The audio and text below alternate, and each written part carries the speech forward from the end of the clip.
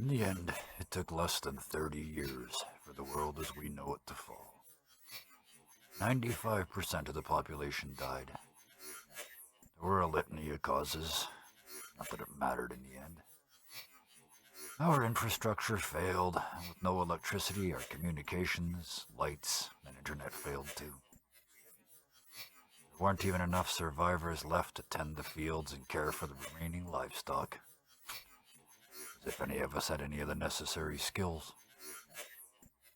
Those few of us who remained barricaded ourselves into makeshift fortresses, although they had no idea what we thought we were hiding from.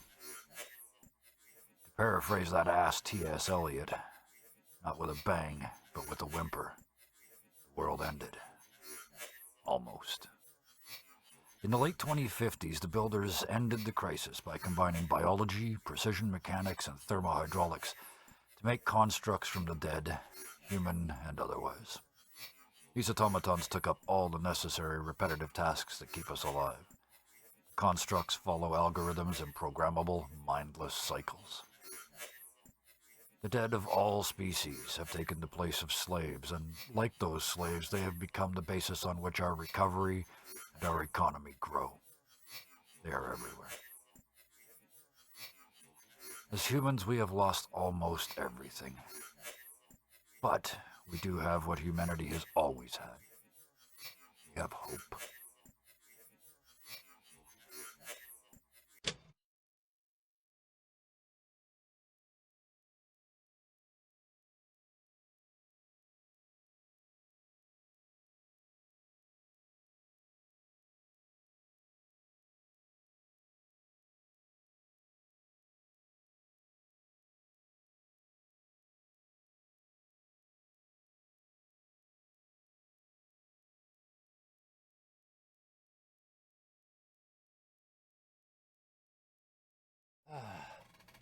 Hello, hello, hello, and thank you so much for your patience. This is Dirty 20 Gaming. We got here.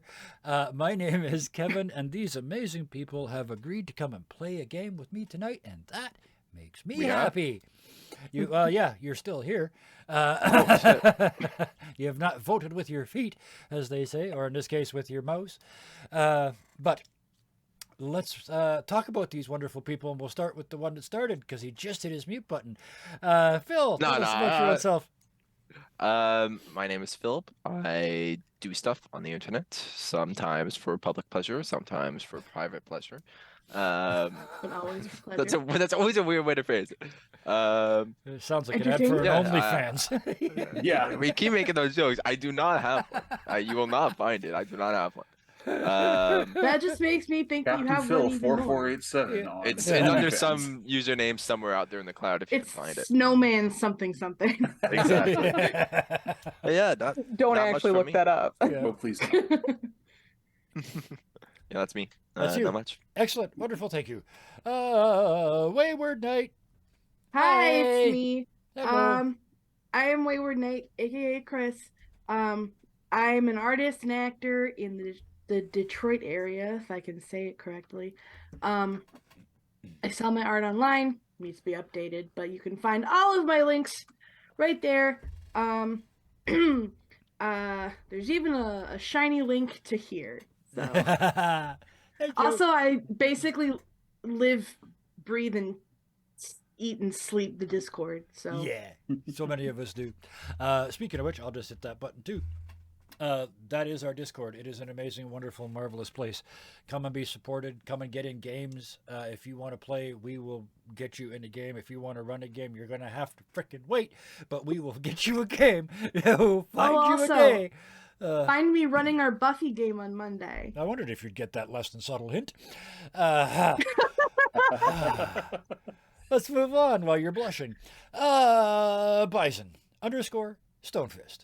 That's me. Timing. Go. As mentioned, I am Bison. I spend, like Chris said, or Wayward said, I spend a lot of time on the Discord. I'm really bad at it because my work, I have nothing to do, so it's all memes all night. When I'm not at work doing memes, I spend a lot of time here. On Tuesdays, I run my own game for Cyberpunk Red. It's called Carnage Heights. It's a lot of fun. My players are a little trigger happy, and they just finished getting into a really bad fight. Yep. And like I think two of them are almost dead. It's good Yeah. times.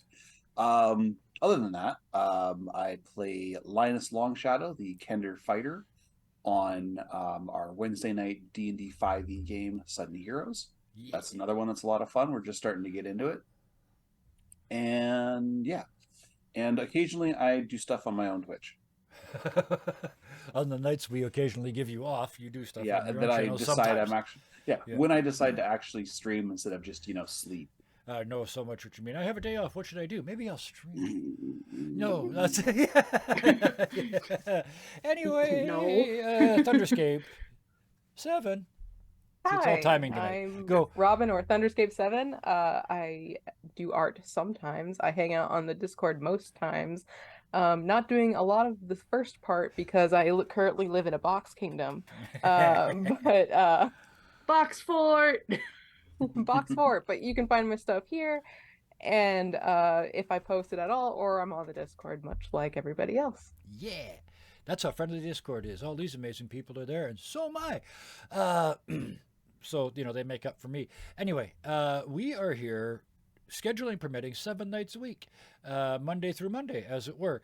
If you tune in any of those days from 6 p.m. to 8 p.m. and we're not here, scheduling happened because RPG gaming with people. So, with that, let's move on. Tonight we are using our virtual tabletop of choice is Roll20. Character art was done using Hero Forge. Other art is from Pixabay, and that's got to be enough. Let's do this.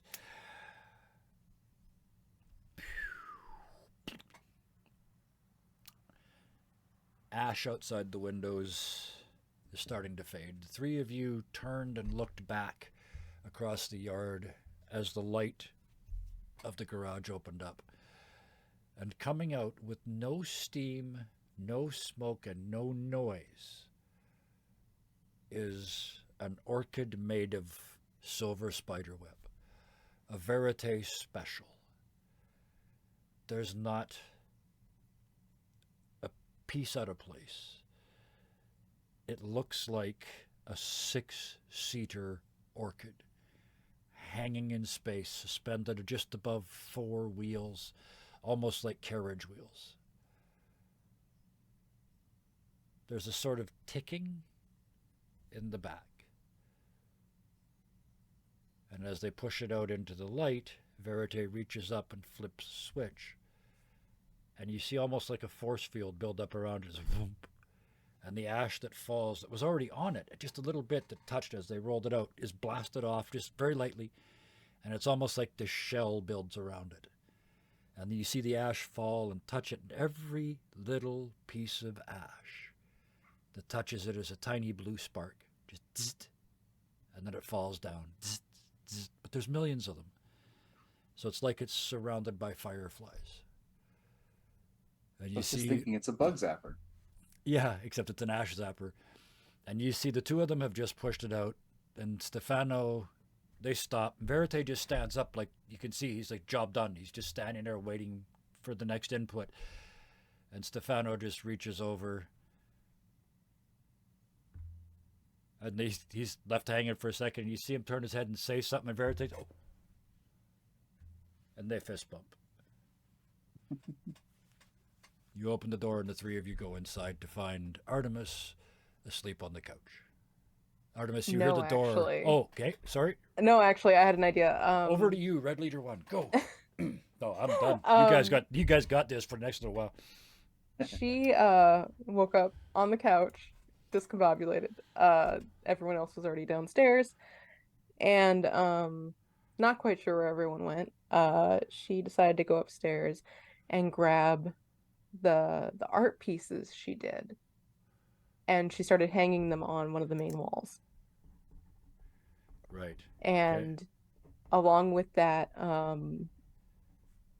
she in her grab to get them, also ended up grabbing the one that was also partially of Apollo, and it is has fallen on the floor because she's just kind of pinning these up in the kind of with the information she has on these people.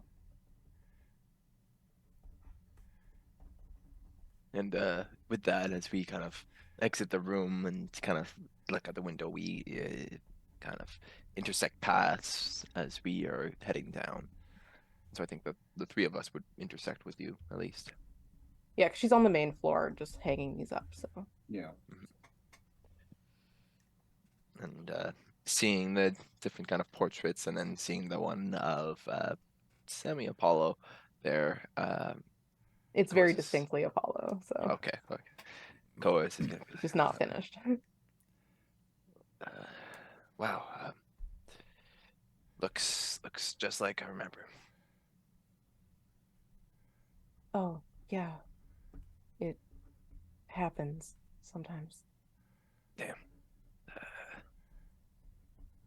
I swear, this universe, it's out to get me.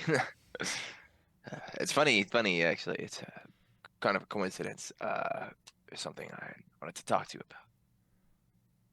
Yeah? Yeah, maybe not uh, here in just the hallway. Sure, sure. And we kind of shuffle into like the closest room that's unoccupied. That's like relatively private enough for a conversation of this magnitude. And he's gonna kind of open the door and kind of lead you in, close it behind you, and he's gonna take out his kind of notebook. He's gonna flip it to a certain page, and um, right, so Delilah kind of helped me put together some pieces along with a bit of input from Sid, and well, hmm, how do I here just take a look at this, and he's gonna go hand over the notebook. And it's flipped to a page where it kind of contains his kind of connections and the notes of the case that he's always been working on since as long as you can remember, the Apollo case. And finally, there, after a lot of scratched out names and places in kind of newer and shakier handwriting, there is the kind of opposed to the rest, where it's all kind of it's done in haste, but it still has this kind of pristine look to it. This one is very. You can see the from the pencil, the what's it called? The graphite is kind of pushed deeply in, and it makes the connection there that about the one keyword that you get from this is rebellion. And but yes, you look over it more and more. Some of it makes sense. Some of it's in his own mind, like the connections there, and what he writes on the page doesn't quite translate to an actual sentence, but you start to pick up pieces there.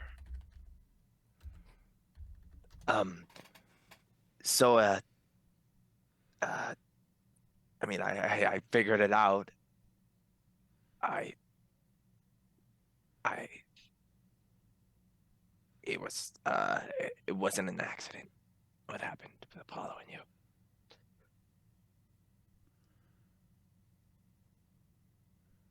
I know. It, well, I mean, it's like they were specifically I know. targeting.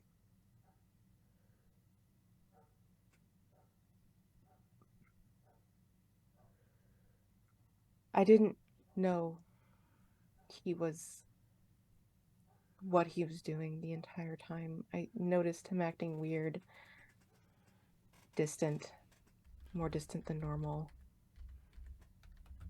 And he wouldn't give me an answer, so that day I saw him sneaking out to the scrap.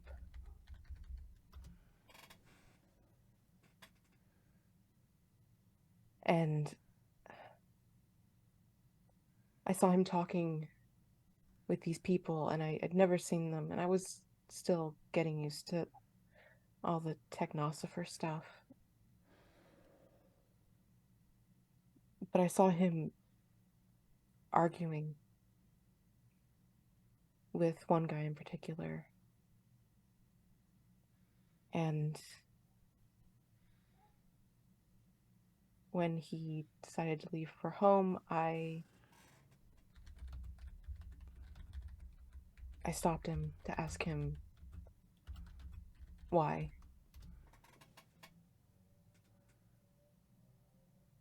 Why he kept this a secret, why he was doing it. And we fought. We argued. I didn't know it would end that way, but I figured out as much pretty early into it, after what happened. I was going to the scrap a lot. I was learning how to navigate it, and I ran into that group. I don't even know their names. I didn't care to know them.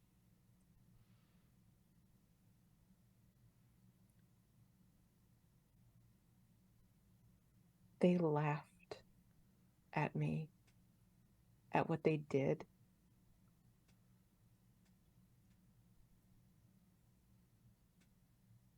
And that's when I knew it wasn't a mistake.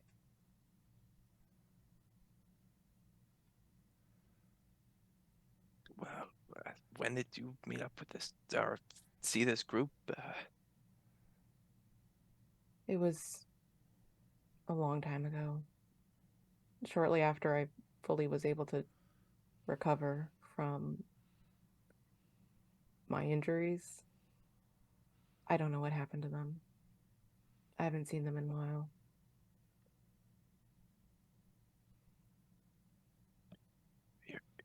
You're not bullshitting me. I can tell by that look. You're not bullshitting me. Why would I bullshit you about this?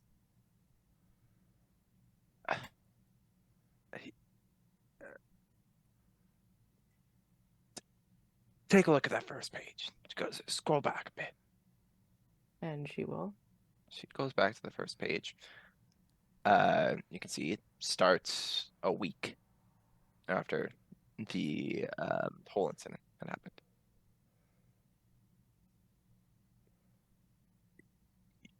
You see the date on that, right? I do.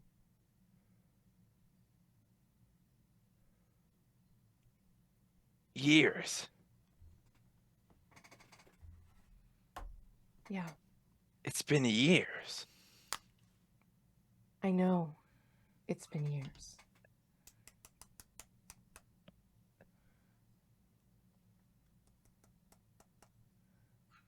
I spent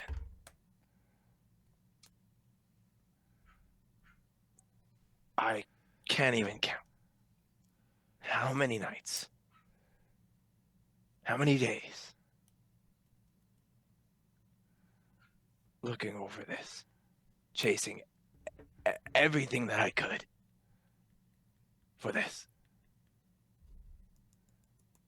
Sacrificing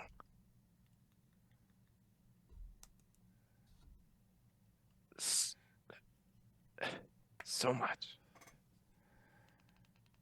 for this. When was I supposed to tell you, Thomas? You were never around. I never saw you. We were always fighting with the parents. I'm not saying you didn't spend time.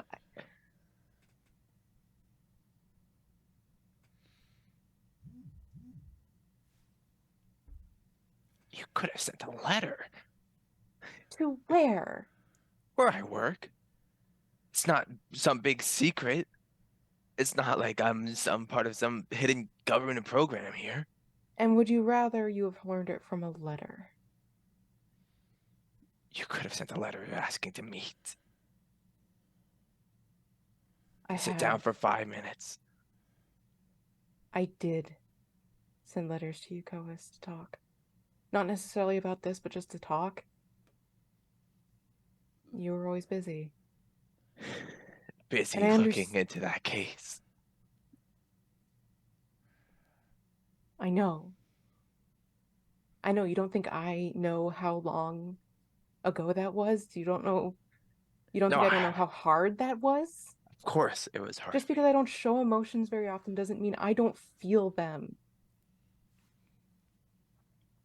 Of course it was hard for you. Harder for you than it was me.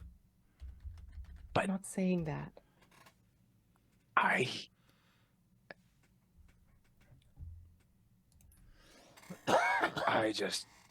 You've been sitting on this information for how long, and when were you gonna tell me? If I hadn't figured it out. Well, I don't know. It never seemed like the right time to bring it up, Coas. Right. Like you said, it's been years.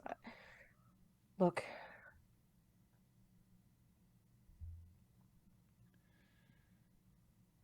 I was fighting a lot with the parents afterwards, okay? I was a little distracted and grieving, and they were trying to make me replace him, and I wasn't sure what to do. And I'm sorry for that. I wasn't there to back you up too much. But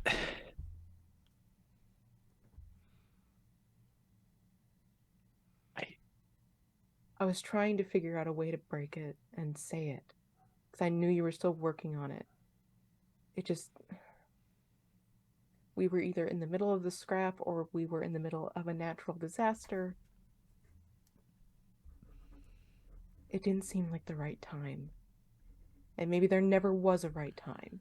I don't think there ever will be a right time to say stuff. But I also know you, Coas. I think a part of you needed to find out yourself. To solve the mystery. Me handing it to you wouldn't necessarily have helped the whole process. This is where you...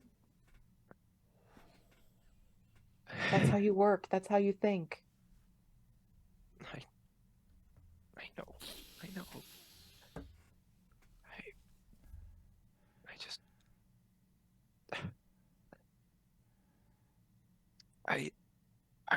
I know you're right. I still can't help but feel, but like wasted. A whole bunch of this was wasted. I could have done so much more.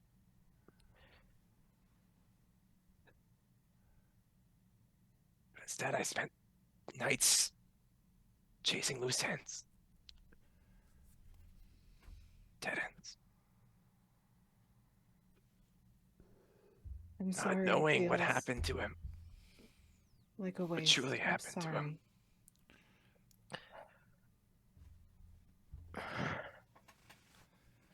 I'm sorry.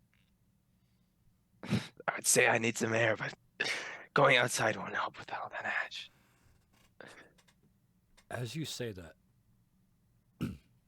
the window, it's dark. It's been ashy for days. The sun went down in the last episode. Excuse me. Choking up a little bit over here. The window gets brighter. And your eyes are going to be drawn to it, right? I mean, anywhere but at each other's eyes right now, right? Yeah. And you look over and you can actually see the moon. It looks like just a normal cloudy night. It's red instead of like just a cloud, but you can actually see the 3/4 full moon through the window.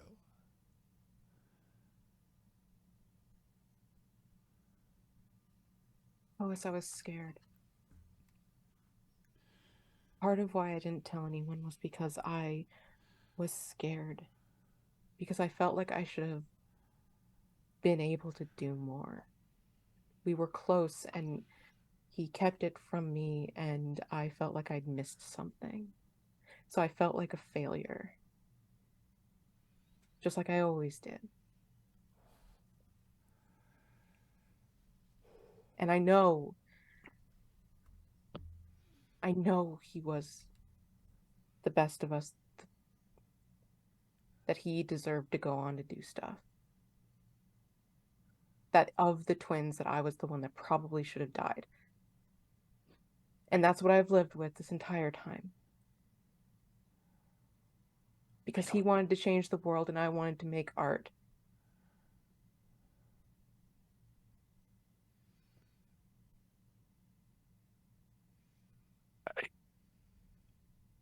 I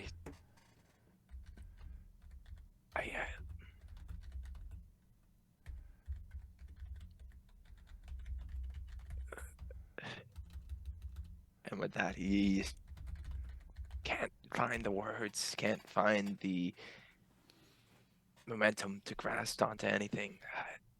He seems to be stuck in the mud with that. And the camera draws back until we can only see the two of them in silhouette against that almost full moon. Artemis, did you have anything?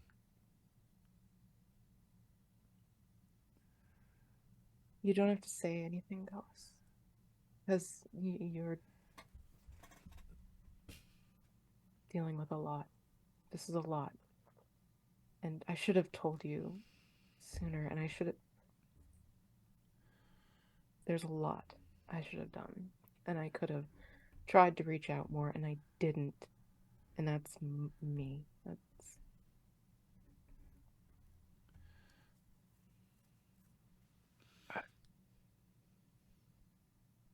I find that despite what all you're saying here, I can't find the way to take the guilt off my shoulders and put it onto you. That's because neither of us are guilty. Out of both of us, I think despite how close you were with him, I think if any one of us were to, it would have been me who would have found out, who you could have stopped it. I know, but that's my job, to do this stuff, to find this stuff out. That doesn't make it your fault. That's my... Just like, it doesn't make it my fault, even though it feels like it should be my fault, because that's how all of this works. And I won't lie to you. When it did happen, there was a part of me that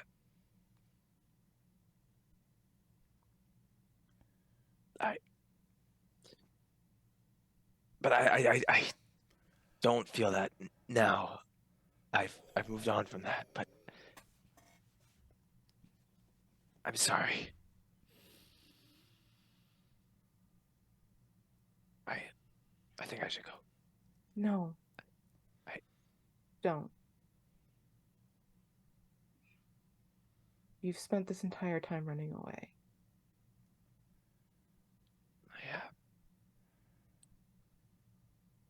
I have. And with that, he's gonna sit down and we'll cut from that. I think that's a good place to end it. Artemis, did you have anything to add? No. Okay, perfect. So from there, the door just closes on the two of them, blocking out the silhouette. Meanwhile, in a slightly less gloomy portion of our castle. Can I just say, fucking yes, please. Wow? Somebody, please. Yeah, I always do it, so somebody else, please. Yeah. Thank you. Bruh. Drink of water. No shit. I would need to go outside and vomit after I played that scene. That was amazing. Yeah. Thank you. Wow, I'm going to give you a couple minutes. I've been sitting on that for 2 weeks. Yeah. Well, we're going to let that process for a couple minutes while we have these two upstairs. You kind of got that. I got it from chat to both of you. As soon as it's like, we need to have this conversation to two, you're like, yeah, and we're out. And just start to turn and walk away. As you do, you meet Fatima and a bunch of the young ladies in her care, and they're pushing wheelbarrows full, it's really weird because it's a beautiful house, but they're pushing these nasty, rusty old wheelbarrows full of even nastier, rusty old parts and broken glass and metal fingers and elbows.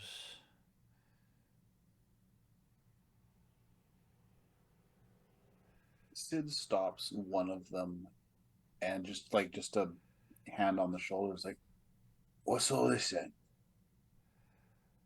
Um, Stefano showed us how to get rid of the less visually appealing parts of the machinery. And you look down, and this is the some of the constructs that were unnecessarily in places. You saw before Verite had rewired some of the locations. Yeah. So they're now taking apart those constructs. Well, these used to be people, so remember that. Treat them with respect, right? Oh yes, the wheelbarrows were a unfortunate but necessary choice. But I can guarantee you that once the ash is gone, there will be a proper burial for these people. Very good then. Neat. Let's go. And the two of the group of them head off outside. It looks like they're storing the parts outside for now. Makes sense. They probably still smell like formaldehyde. Yeah. And fuel and lubricant and all oil, kinds of nasty combination of smells that shouldn't be together. Yeah. So to our 21st century noses, it would be absolutely disgusting. Oh, yeah. But to them, Yeah. it's Tuesday. Yeah. But they're completely blind to it. With that, you guys are in the main room, right? Because that's where so you can Kinda still see outside. Everything kind of leads there, anyways. You see outside, and walking towards the front of the house are Stefano and Verite, while in the background the little sizzle mobile sits over there and just torches. I mean, it's not like zzz, zzz, zzz, although that happens every once in a while when a bigger flake hits, but for the most part, it's just sort of like a ripple of tiny lights, like here's the image, like an LED light inside a crystal. That's just sort of as you move your head slightly. Well, the two of them come in and stand at the door and stomp off the ash. Kind of look at the two of you and hold the door for the parts going out.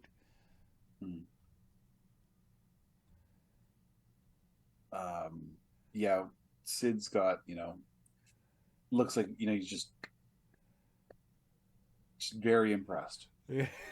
once the kids are gone and they're actually in the room with them, he's just very. Stefano kind of blushes and grins a little bit. Verite doesn't get it. You can just tell like he doesn't understand why you're clapping.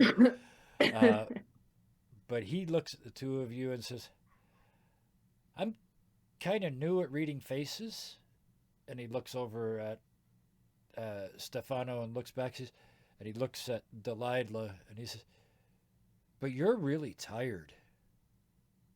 Like, it's not a question. It's like that sort of involuntarily rude, sort of direct statement. Yeah, I am. Why don't you sleep? Sid kind of chuckles at that. I guess I can't. If you want to hear a story, sometimes when I couldn't sleep, my mom would tell me a story. What story do you have, Verite? Well, she used to tell me all kinds of stories, but I thought I'd tell one about one I made up. Oh? Yeah. You gotta sit down there. You gotta sit down for a story. That's how they go. You gotta sit down. You gotta have cocoa. And he yells, and one of the butlers comes zipping from the kitchen with a thing of cocoa and puts it on the table in front of you. One of his newly revamped, much more efficient versions of the constructs that were here that have no human elements to them. That's a trick. I'll go into Cois and Artemis went to like a side room, right? Yep. Okay, so I'll We could head to that sit great room. That's down. kind of a den. That's kind of where I thought you were, sort of in the Yeah. big central area, just Yeah, inside the in the front big doors, right? central So there's all room. the Big sort of foyer. there's huge couches and things. There's also two of them are all nested up. You were sleeping in one of them not that long ago, right? Yeah, yeah. So it's So like, yeah, cocoa and blankets, cocoa and blankets. That's how it works. Otherwise, you won't go to sleep. I appreciate the intention, but I don't really want to sleep. I'd still love to hear your story, though. Story starts like this. The story starts exactly like this. I met four heroes. Four heroes. I met them all in one day.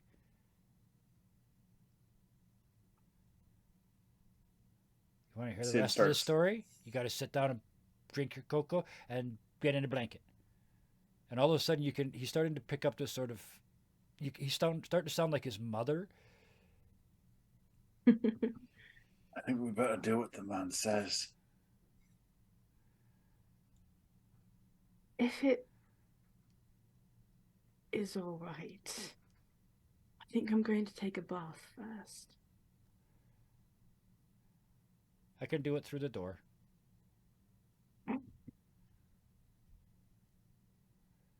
Don't take the blanket, it'll get all wet. But take your cocoa and go in the bath, and I'll tell you the story through the door. I met four heroes, four heroes in one day. Delilah's gonna head upstairs to the room with all the baths. Yep. As you sort of turn to walk away, you look over and see Stefano. He's just grinning. Just.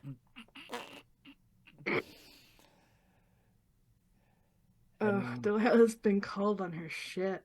And Verite follows you up the stairs. He stops one step from the door to the baths. Like, bang, when you close the door, it's here. And before you are even removed the first shoe, he started talking. But there's always hot water. There's always like a bath ready to go here with all the unguents and ointments and stuff that goes along with that. Yeah, because she hasn't. It's been like 2 days and she's still in the same crap she was in. Sid's the only one that is actually bathed. Yep. Yeah. So Lila gets in the bath and it's one of those moments where like you don't want to contemplate, but your brain can't do anything but contemplate. Yep. And it took you a couple minutes to get in to the tub, right? By the time you get sort of stripped down and in. Yeah, Sid? Sid actually brings in a chair for Verite, so he's not just standing at the door. As you walk in behind Verite, you see the like you're seeing it from behind, but the fiddling hands thing now, right? He's building something. And just as you walk in, he bends down and slides it under the door. And it's like, what the fuck is he doing? From your side, because all you see is he's like, Delilah's in there, and he just slid something under the door. Delilah, inside, you hear something come under the door, and it's a metal framework, and it comes in and it stands up, and it's like hollow metal figures. It's like the, is it Kabuki theater, the shadow puppet stuff? It's the Japanese shadow puppet thing, except instead of shadows, this is silver frames run by little armatures against a dark door. Right, and they come in. So it's like a reverse shadow puppet. Yes, exactly. And there's 4 on one side and 1 on the other, and in between, somehow, there's a bajillion little sticks in this weird pattern that you realize is actually a maze. And the little Verite in the thing against the wall starts to bounce up and down, and you hear the voice. And Sid, you're behind him, so I'll let you decide whether you interrupt him or not. He says, 4 heroes came into my place, and they made it all the way through the test, and didn't knock anything over, and that means they were special. They even cleaned up outside my door. And then they said they would help me save the world, and the world blew up, and they helped me save it anyway. And that's heroes. Sid's sitting like he's taken the chair and he's sitting on it. He's just watching. Just It happened in his a whole face bunch of is ways. stone. One day, right outside my window, and he plays out the little version of him disappears under the door, and the other four separate, and he plays out a little scene, word for word, eidetic memory, perfect, of conversations you guys had just outside his little window. Another little image, the image of him comes back in with this weird box contraption on his head, and the Artemis image comes over, and he's one of them took me to a place that was outside, and it was very, very big. And when I was outside, I wasn't afraid. I thought I would be afraid, but I'm not. And then the little thing falls off the head and slides back under the door. That's Sid's first time hearing that, I think. Yeah.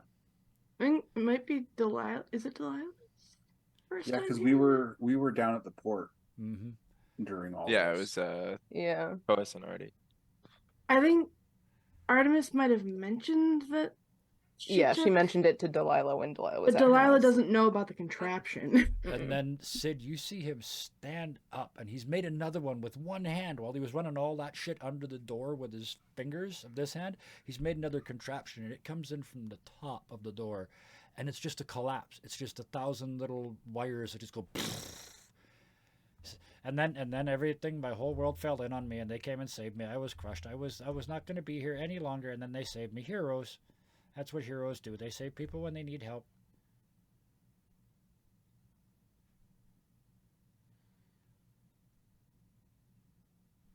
And it happens again. The thing comes in at the top and drops again and hits you all again. And then the earthquake happened, and everything shook, and everything fell, and everybody died except for the heroes and me.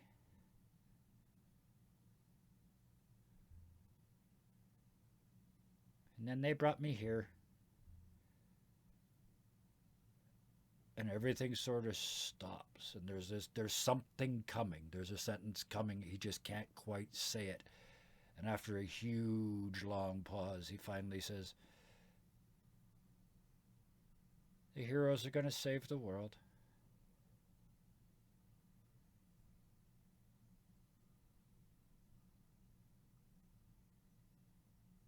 Not So a when he patron says that,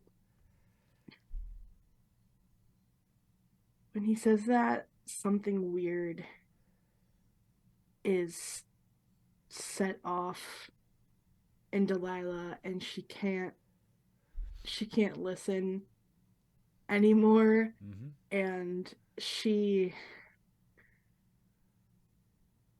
actually goes under the water for a couple seconds just Yep. to silence, Yep. try and silence the things in her head that she knows she can't silence just by going underwater, but she's got to try. And eventually you got to come back up. And as Yeah. you come back up, that moment, right, where you come out clean.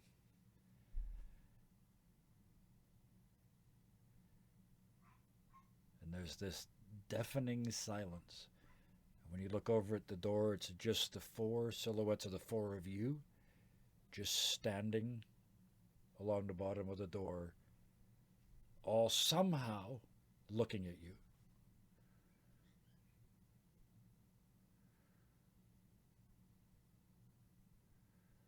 I think in that moment, Delilah realizes that she's been shaking, probably for the last 24 hours. Yep. And it's not like the bath helps it per se, but she's just overwhelmed by everything. I need and from you to okay. play in hearts as you try and resist this trauma.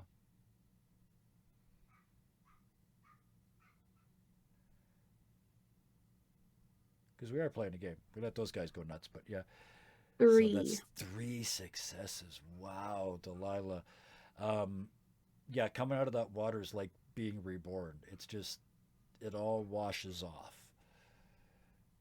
There's 4 heroes standing on that door, and it doesn't matter what the hell you think and what the hell you say, it's true. It's just blindingly, obviously, inescapably true. And as you fight that off, the exhaustion hits. I mean, like a hammer. Like you're not sure you can get out of this pool. Now I want a diamonds play from you as you physically try to use the last of your strength to crawl out of this pool. Okay. Trust me. I saw that face as you looked down at your hand. Well, I can do this. No diamonds, but an 8. Okay, so that is one success. You just managed to and then lay your head back on the edge. Like you're hanging. Your life is hanging by your neck, being able to curl that much to stay on the edge of the tub. And you hear a clatter like metal spaghetti going across the floor, and you just see out of the corner of your eye the door slams open, breaking all those little puppets and shattering them just all across the floor. Just and Verite comes running in with one hand over his eyes. He's trying to get to you but cover, and he's trying to, and he's doing his best, and he grabs you under your arms and hauls you out of the water and puts you on one of the couches, and then looks like he's still doing this, looking around everywhere he can, and he sees a robe, grabs it and throws it on you, and then turns his back and stares at the wall. Sorry, I didn't mean to. You were gonna die. Can't have a hero dying. Nope. Heroes have to live. I'm sorry, I saw your legs.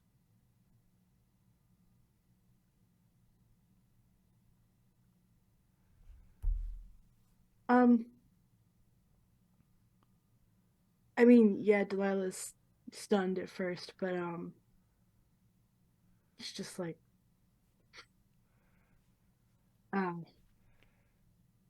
thank you, Verite. Thank you.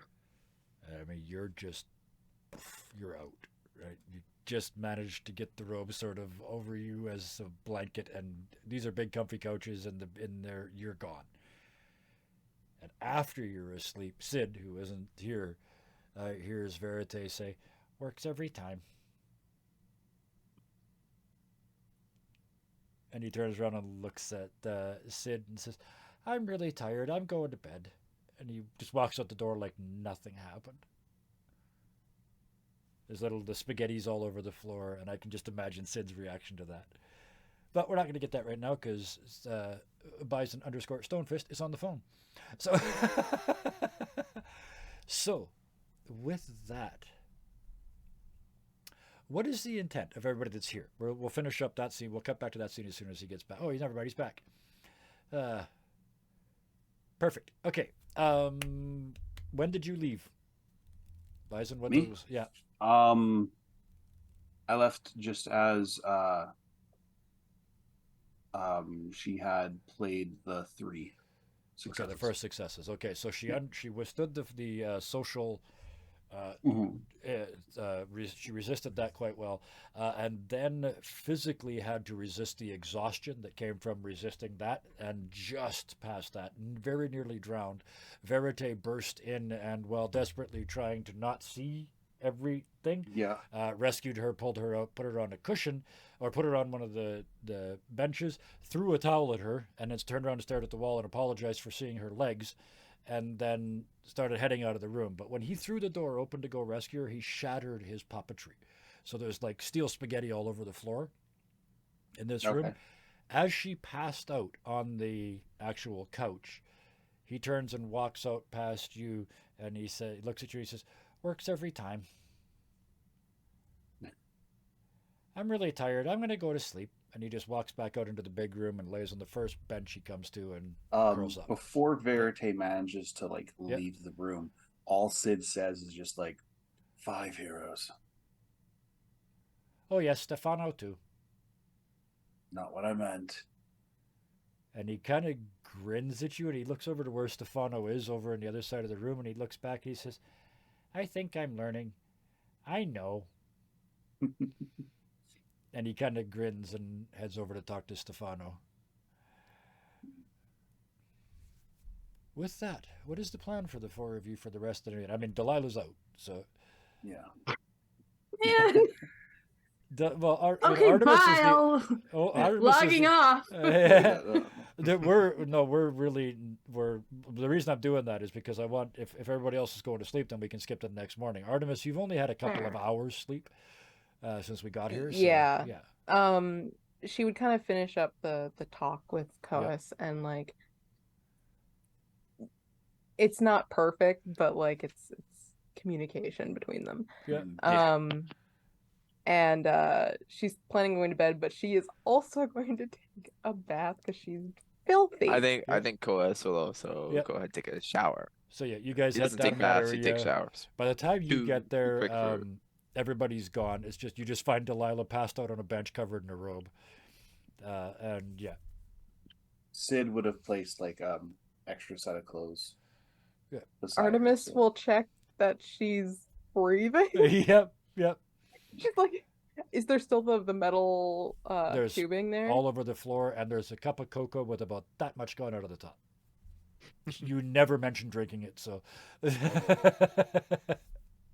Not Like- after what Fatima did. It's like- This is Koas's territory, Yeah. but she'll kind of like sweep the metal off the main area of the floor since that's a tripping hazard. Yeah.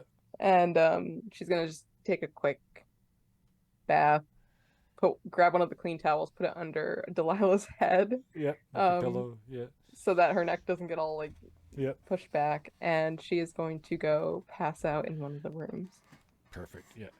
as much as she can. Delilah dreams of linen.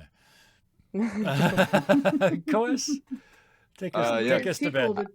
After the conversation, yeah, Koas is gonna take a shower instead of a bath. Yeah. Because baths take too much time. Yeah. According to Koas. Yeah. How very and- pragmatic of you. Yeah. However, he's just gonna. I think he's just gonna brood for the rest of the night. Okay. He's got closure. But however, Stuff. and he's had a discussion, and he's had that open line of communication. Mhm. But he obviously, it's gonna take a lot of time before Oh, yeah. his You bet. he gets to piece things together, and Yep. at least mindscape wise.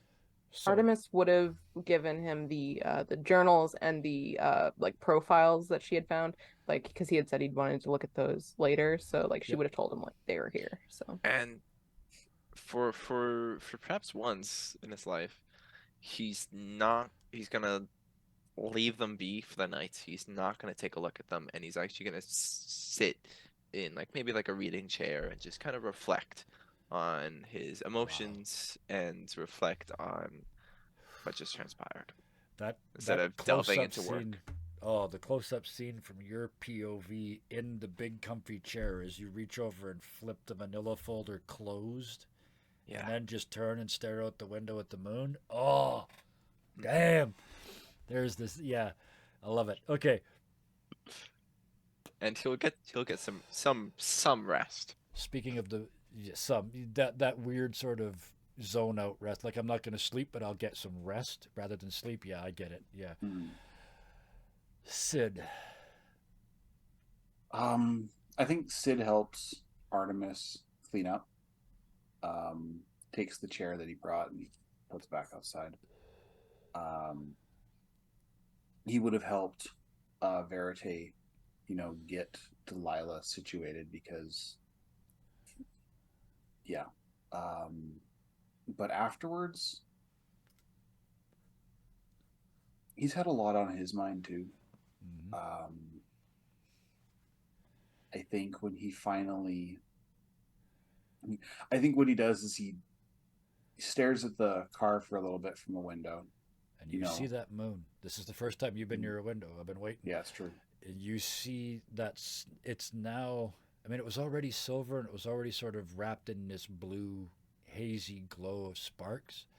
but now it's reflecting the moonlight.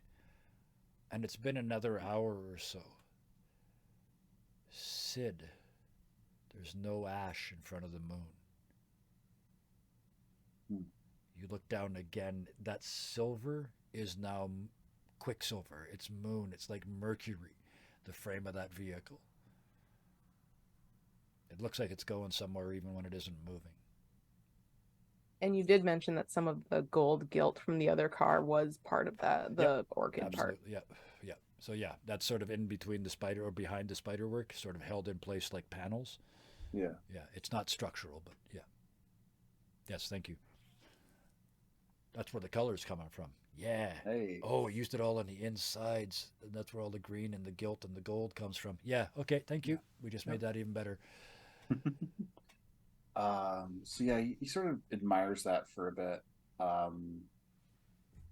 Just marveling at the technology and kind of parsing what he can from a distance, Mm-hmm. realizing that it's way out of his pay grade, like so far beyond what he was tinkering with clockwork. What's your what?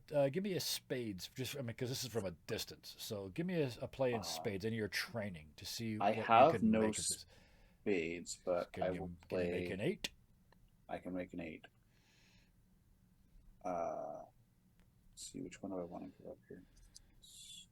You guys are going to get to redraw immediately because you're going to sleep right away anyway. So you might as well play it for all it's worth. Yeah. So I've got one success. One success. Okay. It's perfect because there's one piece of information that you gain. That thing's not steam powered. Not in any way, shape, or form. He kind of gathered. There would have been a boiler. Yep. Even verite size. Yep. Verite level of quality. You've taken your time now and you're people. really looking, and yeah, there's no way. Yeah. He's just marveled. Utterly, just. And I think after a while he realizes that, yeah, he's pretty tired. Yeah. When he goes to bed, it's like he sees the ghosts all the time. Yep. But they kind of stay off to the side. Yep. They're there, but just as a reminder.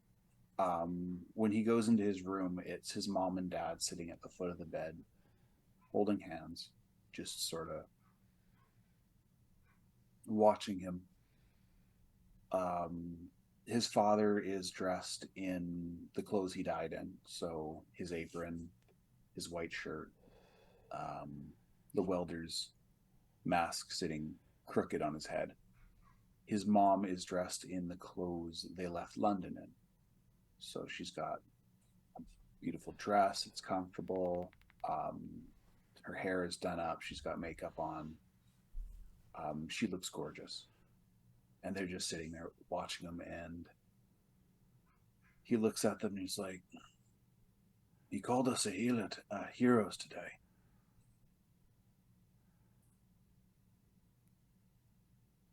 And your father pulls a folded newspaper out from underneath his arm and opens up the headline. And it says, local steam engineer makes good. And it's you.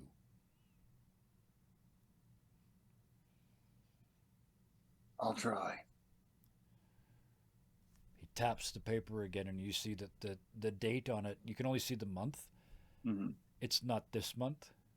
It's next month. In other words, you already did.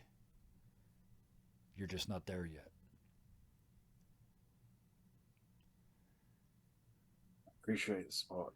I really do. I just wish you were here to see it. And he kind of slowly pulls his shirt off and makes his routine. It's slow. As they fade, you can't help but notice your mom's ghost reaches out and flattens your sheets where they were sitting. He would. Yeah. When Sid gets to bed, there's just a slight, the moon catches a single tear. Yep. And And then, we'll cut to the next morning. Because the next morning, there is definitely still ash in the air, but it's kind of just hanging there. It's almost like clouds now.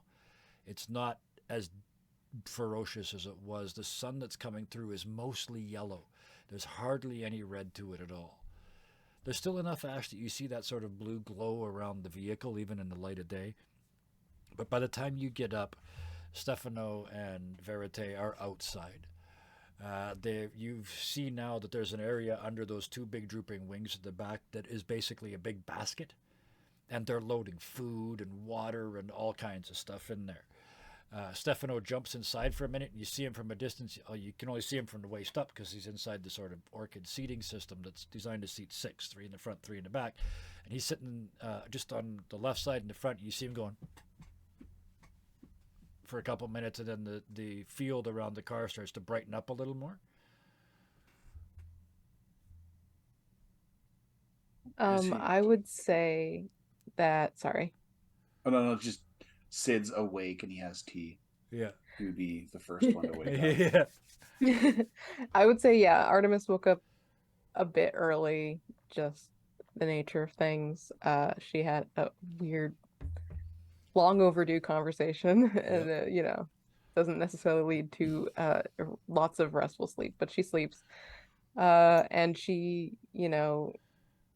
finds some traveling clothes that she can put on, like grabs her like jacket and like flips it so that get off some of the ash off, and Yep. like Mm-hmm. because she's wearing that still. Actually, it's all been cleaned overnight by the house bots, the house constructs. So yeah. Are the paint stains still there? Yes. Those are never Okay. coming out. They're decades they old. presumed that was fashion. Then that's fine. So she'll And kind one of get piece of dressed. glitter. Yeah. Never coming out. Never. And I think that would be the first time because she hasn't seen the car yet. That's right. Yeah. And so she would have gone out to check it out and kind of like learn about it, because like And when you do, like- you're crunching through 2 feet of ashfall, right? It fell for days, so it's this deep as you crunch across the yard. her boot that has a little bit of plastic still on the side. Yep. A little bit of Yeah. melted plastic. Yep. One Lego block. Mm-hmm. Yeah. So, Sid, you're looking out the window. You see Artemis walking across the yard towards the buzzing carmobile with the 2 boys playing Get Ready over there. Yeah. He knocks on the window, just loud enough for them to hear, and just sort of waves. Get the big forest wave from the 2 of them. Yeah. Excited waves. Yeah. Oh, yeah. They're just like almost bouncing up and down. This is like, let me show you my new toy, right? So, is there anything anybody wants to do before you leave? Fatima has the rest of everybody that's staying. There's been over the last day or two. I hadn't really mentioned this, but let's say a couple people have drifted in because Fatima said she was going to be she was going to become basically like a free hotel for survivors, right? So there's a couple. And I'm sure there's some that's scattered off to find family and stuff too. Absolutely, yes. There's comings and goings, but this is starting to feel like a safe place now. She is very much in charge of what's going on here. She's figured out how the house works. Her crew is faithful. This is probably going to be a religion sometime pretty quick here. Cult. Yeah, but Cult. So Artemis will first of all like praise Verite on just how gorgeous it is, that it's a piece of art basically, because it is. It looks like an orchid, and I don't know how orchids work, but I know how this works, so I kind of now look like orchids work. It's beautiful. Is it? He looks at it again. You see him blink like he's consciously making an effort to appreciate it in an aesthetic rather than an engineering fashion. Oh, it is. It's very beautiful. It is. And he's now stuck. Like he's frozen staring at this thing because he's never thought it was beautiful before. And then she would go around to Stefano and be like, "So, want to show me how this works?" Oh, yeah, it's really easy. Is everybody ready? Well, no, I don't think everyone else. This is No. just before we all leave. Okay, so yeah. Yeah. So she's yeah, gonna we'll be cut doing back that. at the when everybody else will show up here just before he said. So is everybody ready? So, Yeah. let's go, Coas. Get yourself from in bed to the vehicle, in however you choose to do so. You're muted. You are not allowed to do it that way. There Unless you you go. He mime. will mime his actions. Yes. And he will go ahead and he wakes up and he's gonna take all the notes and stuff with him, and he's just gonna kind of tuck it away to look at for later. And then, honestly, I think he's just gonna go straight for it. He doesn't Yeah. really have much to do in this place anymore. Okay. Yeah, all the threads have been kind of solved with this place. Yep. Delilah. She, I think in the wee hours of the morning, she woke up and like got back to her Yep. actual bed. Absolutely fair. Yep. But she didn't really change out of that bathrobe or anything. Nope. She gets dressed in the spare clothes. They're very like they're not ill-fitting, but they're not quite her style. Fair. um and it kind of occurs to her that they very well could be Elizabeth Gore's clothes. Yeah, that is entirely possible. Yep, almost likely, in fact. Mm-hmm. Yeah. Mm-hmm. So she doesn't take that lightly. Mm-hmm. In fact, she finds it a little uncomfortable. As but one would, that's I would all hope. she. Yeah. Yeah. But like the rest of her clothes are pretty ripped. Yep. And like torn and stuff. So like yeah, the housebots washed them, but they're like revealing, I guess, is one word Sure. to use at this point. So you've literally Would changed definitely your show look. your legs. Yes. Yeah. So you've definitely changed your look before you walk out. That's Yeah. fair to say? Yeah. Yeah. And to show the responsibility you now feel, one might even say. Maybe. There's she has thoughts on that. Yes. She is quiet for most of the morning. It's not like she avoids people, but she just like doesn't initiate conversations or anything. Yeah. And she moves a little slower than everyone else. Mm-hmm. She takes her time to gather the notebooks and her med supplies and pack them neatly. She still takes her old clothes with her because they have, sentimental value. Yep. But all of her belongings kind of fit in her bag, her med bag now. Yep. Your world. And she just quietly heads to the car. Okay. Sid. When Sid changes, he's you kind of can't tell he's changed. Like it's still the same, beige shirt. He's got his leather apron on again. Yeah. Not the really nice one. You figure that's for special occasions. Yep. But he's got his the normal work one.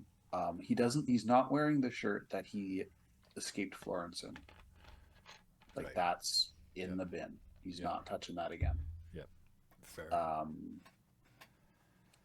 He spends some time in the bathroom shaving to get the stubble off. Mm-hmm. finally, which is something I should be doing, really.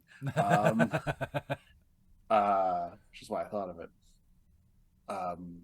But halfway through, he nicks himself and thinks, as he's doing so, like, I'd be at my work right now, signing papers, looking at, and then he sees a ghostly hand on his shoulder, and it's Tomas shaking his head, and he's like, "You're right. It's not the time." Fucking blood on my face. Yeah. He just mutters. Yep. And after he's cleaned up, he goes and he sees Fatima and just sort of thanks her for the hospitality. It sounds kind of weird because they all arrived there together, but Yep. He sees her as the master of the house. Yep. So and she Because plays. she is. She plays the game absolutely. Like you're coming there in this sort of formal presentation of self, and she knows what this is, right? This is she is a society person. She knows how this works, so she plays the part. Yeah. And I think after he's done that, he's sort of chatting with Fatima. You sure you got everything figured out? Any of the kids showing any technical aptitude? Because engineers are always expected to recruit. Mm-hmm. And it's just a little bit of chit chat, and then once they're done, that's around the time that Artemis goes out to the car. Yeah. And so he sees her leave, and he's like, "Well, I better get going. You take care of yourself, huh?" And she looks at you and says, "Oh, of course I will. Oh, just one more thing, Sid. It looks like you've cut yourself." And she leans in to touch the spot, and as she does, she very quickly kisses you. Says, "Be careful." Boss man. He sort of nods the hat that he's not wearing. Yep. And out the door. We talking cheek kiss? Nope. I mean, not like, but yeah. Yeah. No, it was. I will say, before Artemis went out to the car, I forgot to say Yes. she would have said a quick bye to Carol and Fatima. Fair enough. Yeah, absolutely. Yeah. Yeah. So Delilah would have said bye to Yep.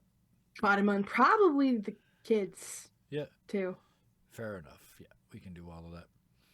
So, with all that taken as read, the four of you get out to the vehicle, and it's 2 rows of 3 seats. And sitting in the front left is Stefano, and sitting in the front right is Verite, and they are grinning like idiots.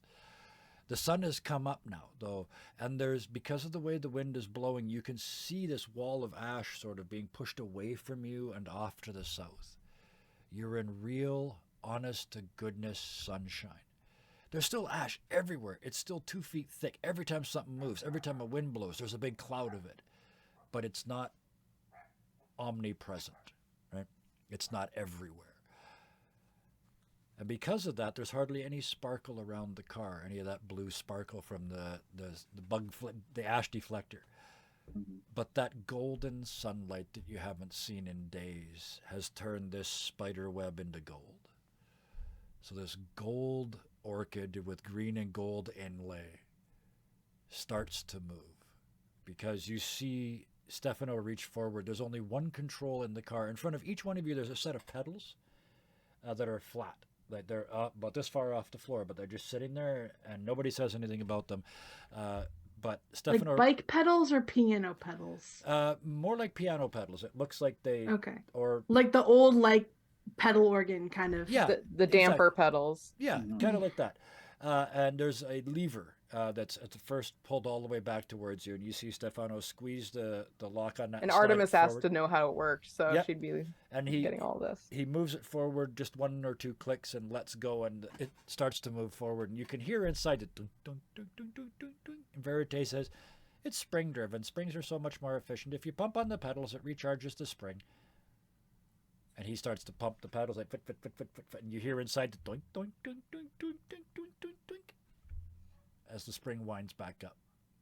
It's huge by the sound of it. Sid, I mean, and Delilah, you're engineers enough to know that little springs go doink, doink, doink. Big springs go doink, doink, doink. Yeah, this one's going boink, boink, boink. This is one spring big enough to be running this whole car with 6 of you in it. But if any of you try pushing on the pedals, it's quite easy. There's some resistance, but not a lot. And Verite says, lots of gearing, lots of gearing. It takes a lot of pushes, but you can recharge it all by yourself in about 4 hours. Oh, so if we were all to do it at once, it would be like If you one want. person's 4 hours. And he points at this little gauge on the dash, and it's almost at full. It's essentially like a gas gauge, but it's how tight the spring is wound. And he says, you can see when it gets down to the yellow, if we all pump and pedal for about 20 minutes, we should be okay, but we can go all day. It's just whenever you feel like you can, just push. Oh, I'm really excited, he said, and he starts to it's pump pretty it on him. cool. And Stefano's doing the forward and back. You're getting towards the end of the driveway, and Stefano says, so anybody want to know how this thing turns? And you look around there, there's no steering wheel, there's no tiller. This thing only goes forward and back. The pedals run the Artemis spring. excitedly says yes. How does it I would turn? imagine that Artemis is sitting front net. This front is what middle. this is what I need to Just know absolutely. because so you're between them I and think the three Artemis of is you front are in the middle. back. Perfect. Artemis, Stefano says, you lean, and he does this, and Verite on the other side leans with him and kind of catches you between them, and you lean, and the whole thing starts to tilt. And you make the quarter out onto the road, and he pushes that lever forward and starts to speed up some more. And you're heading down the road. There's an ash plume out behind you. You're plowing through 2 feet of ash in these 4 very narrow tires.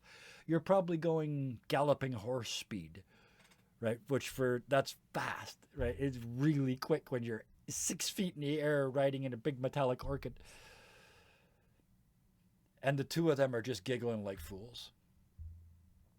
And Stefano reaches around, kind of over around you, Artemis, and puts his hand on Verite's shoulder. And Verite goes, oh no, I know what's coming. No, I don't want it. And he says, Verite, and Verite reaches back. So they kind of link arms behind you. So they've got their hands on the back of each other's necks, basically. And you're kind of squished between them. She's kind of like looking at him like, what's coming? Verite says, I'm not gonna, and Stefano says, you will, because I'm gonna do this. And he starts to lean and pull, and you guys start to driving down the road doing this. And he looks at Verite. Yep. I got a quick question for you guys. How do we stop? I would just pull this back. And he looks at the thing, but he doesn't. He pushes it forward one more. And he says, Verite, you got to do it. You got to do it. And they're rocking back and forth. And he's like, okay, I will. And as you're rocking, you hear Verite start to sing. Don't worry about a thing, 'cause every little thing is gonna be all right.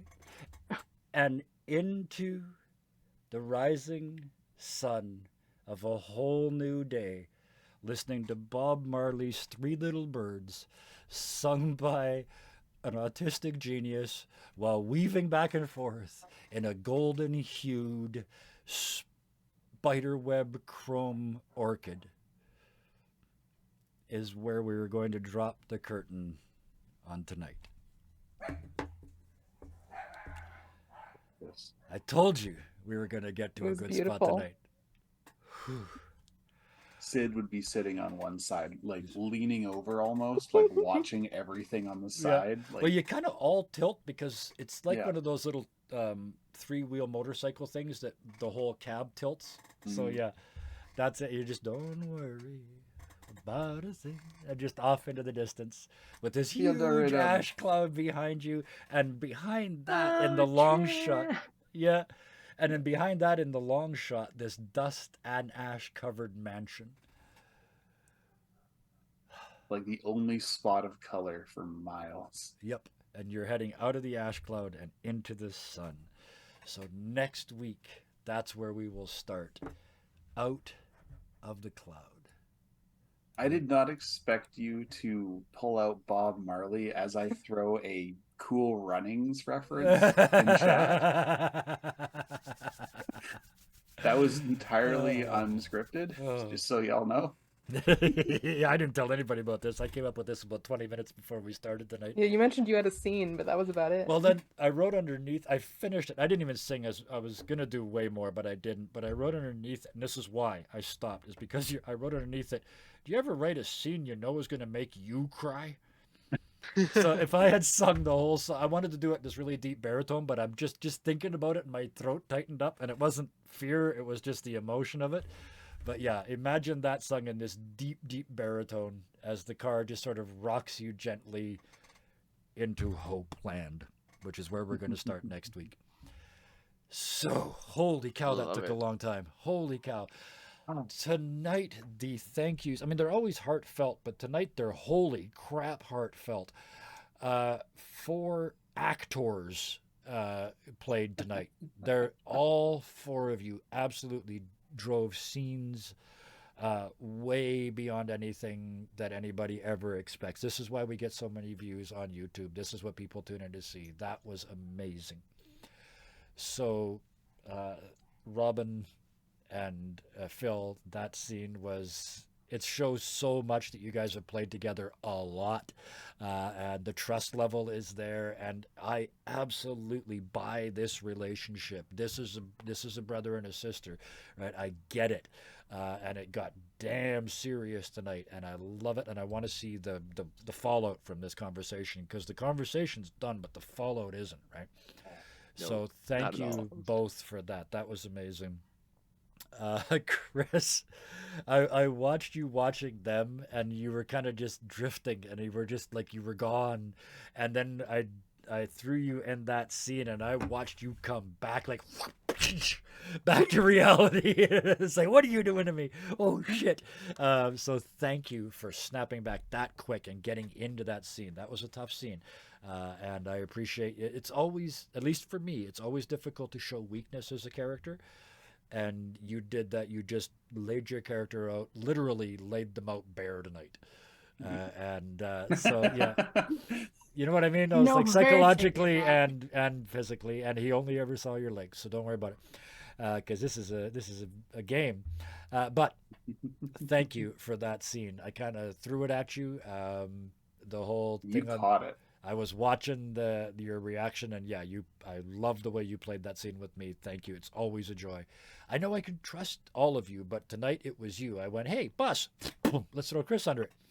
And you went with it, and you came up from underneath the bus looking good and smelling like roses. So thank you.